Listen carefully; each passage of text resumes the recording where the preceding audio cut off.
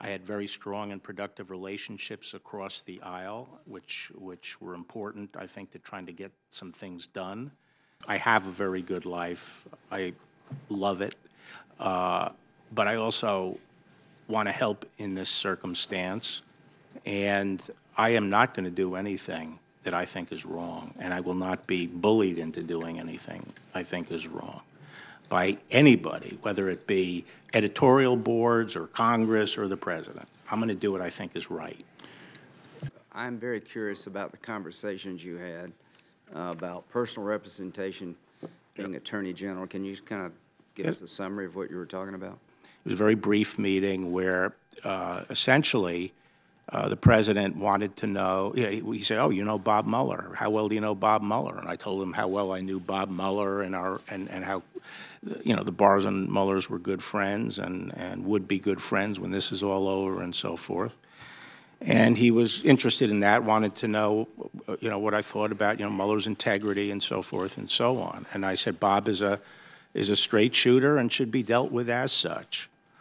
And he said something to the effect like, so are you envisioning some role here? And I said, actually, Mr. President, right now I couldn't do it. My personal and my professional obligations are such that I'm unable to do it. So he asked me for my phone number. I gave it to him, and I never heard from him again until... Well, I tried that once. Just like those I watched Elliot Richardson make years ago. So will you commit, if confirmed, to both seeking and following the advice of the department's career ethics officials on whether you must recuse from the special counsel's investigation?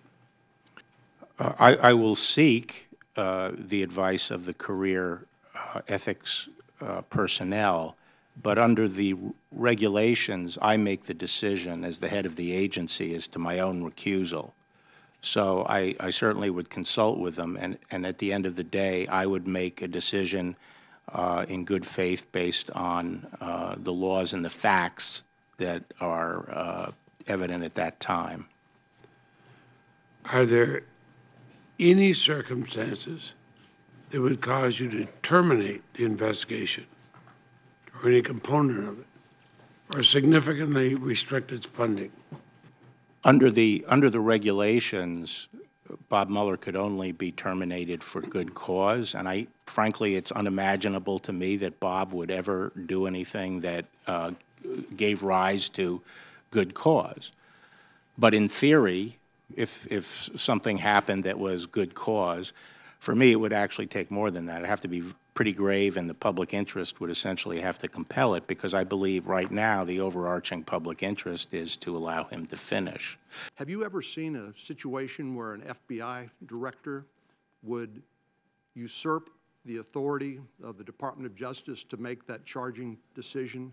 I think Jim Comey as I've said, is an extremely gifted man who's served the country with distinction in many roles. But I thought that to the extent he actually announced a decision was wrong. And the other thing is, if you're not going to indict someone, then you don't stand up there and unload negative information about the person. That's not the way the Department of Justice does business.